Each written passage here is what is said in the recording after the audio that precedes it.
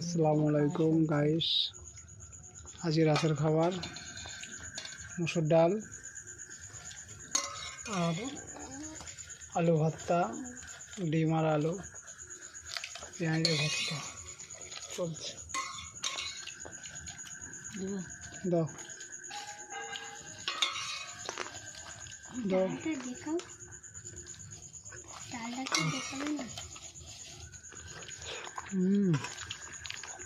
সব টেস্ট।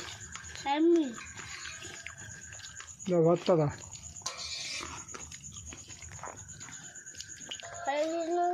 ভর্তা চটকাচ্ছে।